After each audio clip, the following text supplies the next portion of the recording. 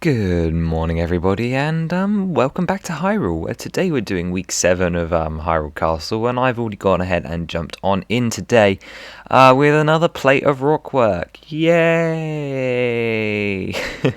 So this is the XT2 plate, which connects to what we were doing last week, which comes off in this direction. And don't worry if I'm not making any sense, I will be showing you yet another test Hyrule file at the end of today's video. This plate isn't obviously quite done yet. I haven't done any of the water tiling down here, and I need to get them all in the group file today so that we can tile it off ready for the Technic frame for the A1 plate that's going to sit above here, which is going to include our first section of castle wall and really test if this concept of a castle is even going to work in the first place. So that's really important, which is why this top isn't quite the right height and isn't quite finished. But apart from that, this rockwork has been more of the same. The only difference is this has been my first outward curve. I've had to do about 3 inward curves, so curves that sort of like bend inwards, like the ones inside the docks up until this point. But this is the first time that I've had to do a curve like this, and you can see it sits very nicely on the corner of this space. And as I mentioned, of course, this is the outside, so this is actually going to start covering up the ugly backside of the docks, which obviously doesn't look great. So this is the formation of the double skin layer, and I'm super excited to see it in place. One thing I did with this one a bit more than others is I actually added quite a lot more of the light bluish grey cheese slopes, the 1x1s, which I think gives an interesting look to it. And up the top here as well, you can see me experimenting with just a couple more different angles. So you've got 3 inverted slopes there, along with the 1x3. So we're starting to add just a tad more variation, just to mix things up a little. But that is not the only rockwork plate I have done this week. We also have the EXT temp for week 7 as well, which is the plate off, so the one we just looked at here on the right. So we're going further down the back side of the docks, and this one's a bit more interesting.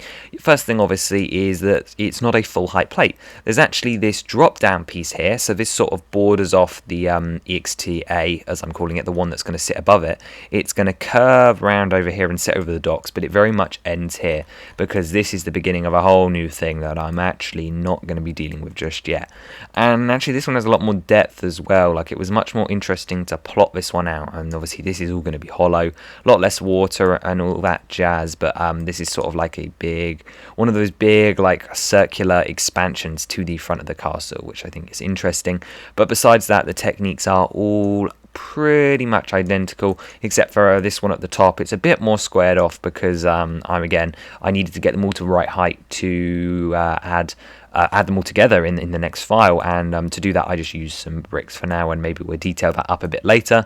And actually it was surprisingly difficult to do this drop down segment here because this one's going to go back a little bit, so I had to prepare some actual good looking rockwork here, and I used this piece here, this tooth element, this barb and claw horn piece, which appeared in Newt's Fantastic Case of Magical Creatures on the rhino-like creature. I cannot remember its name right now, but again, it's just an added detail or a bit of rockwork technique that's just a little bit different.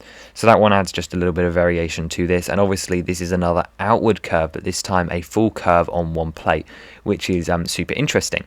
But I won't keep you waiting any longer. The rockwork, of course, is not the most interesting or main part of this build, so I'm going to jump straight into the Hyrule Week 7 test file, and then I will show you why I've been able to make so much progress recently, because I have discovered a brand new resource to make this go a lot easier. Would you have known that there's even a docks here? Because when we go around the corner, you bet there is. Oh, it's one of those dumb moments where it makes me sillily happily. But here are our new plates over here. You might recognize them, these two here. We just added these guys to the big castle file, and you can see they definitely do form a big continuous rock wall. You'd be really hard pressed to find joins, at least between the plates vertically. It's going to be a bit more easily horizontal, but that is literally by design. So we have literally over the last 2 weeks added this whole curvy piece round here, which obviously hides all of this internal workings. And as I mentioned before, this is actually the intended height of the docks up over this side.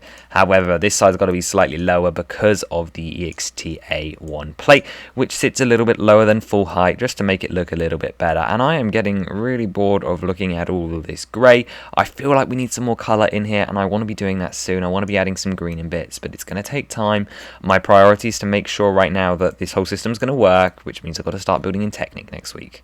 But besides that, what I've done here, you've been noticing this white border, is that around the top layers I've actually made a tile layer with a couple of strategic connection points, and these are designed to represent, well, where the Technic frame has got to go. So we know it's only allowed to go as far west as this, in a sense, and that is because obviously there's a drop down, there'd be a different wall segment at different heights and whatnot. I believe it literally does drop down to here, and then it's just a sheer wall all the way up. So crucially, I think it's important that I bordered it out, and also it means that instead of working in this horrible file all the time, it means I can just grab this white layer here and just drag it off into its own file, where I'll be able to work and build the EXTA plate, so the one that sits above it, just completely separately, which is going to be so much nicer to deal with. Now, my plans for that plate is to have, obviously, there's all this rockwork and castle stuff that's going to be sitting on this side, but in order to give it a bit of a counterbalance, I reckon we're going to have some Technic beams that are actually going to support itself over on this wall over here at full height, which is going to be an interesting sub-assembly that I'm sort of looking forward to constructing, but also dreading at the same time. However, that's not really what we're here to talk about today. I really want to get this plate done as well, the E plate here, which is going to be our big cave entrance, and you can see I've actually cleared out a gap on this plate here because I know that there are some pieces about to come in here that are going to be very, very disruptive to my current plans. So I'm very excited to work on that. But really, it just is that this week. It's a lot of progress. Like, this took a good 4 hours or so. I'm not afraid to admit it.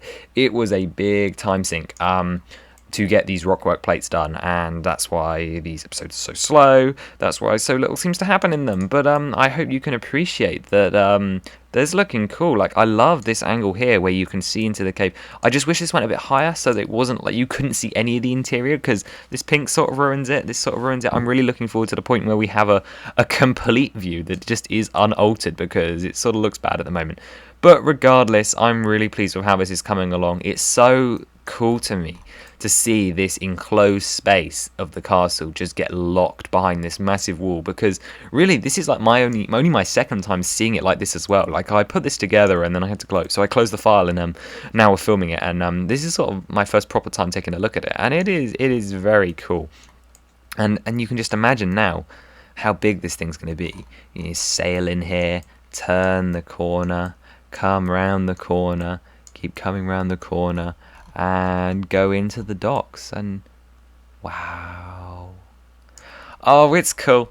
It's cool. So, before we end off on that video there, I just wanted to bring you guys over and show you some images of what I'm actually using to plan this project now, because it's changed a bit since the first time you saw this, and I think it's kind of cool. So, I did some searching and I found this lovely model of Hyrule Castle, at least semi-accurate, no interior and the rest of it, and based on my scaling I used for the docks, I chopped the model up into cubes, and those are the cubes that you're seeing now on your screen. And each one of these cubes is supposed to represent the 2 dimensions of base plate, so it's a perfect square, and then the height is roughly the height that I knew that my dock plates were. Now, the reason I did it like this is so that the cube was standardized, which means that it allowed me to find out how high the detail on one plate should go before it becomes the plate above it, if that makes any sense. Basically, it allowed me to cut the castle into cubes, which is of course very helpful when trying to do base plates, because it tells me exactly what needs to happen on each plate, and that is kind of cool, I'm not gonna lie.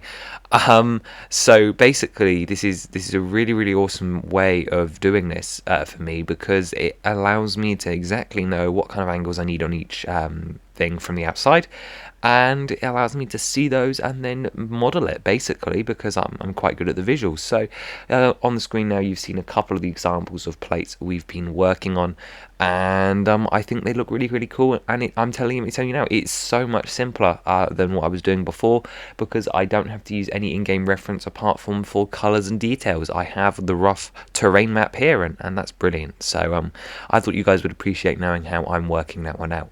But in the meantime, I think we'll jump back over to studio and end this video.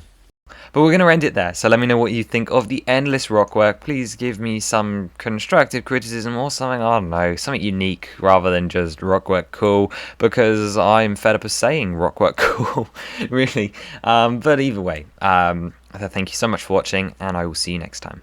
Bye-bye.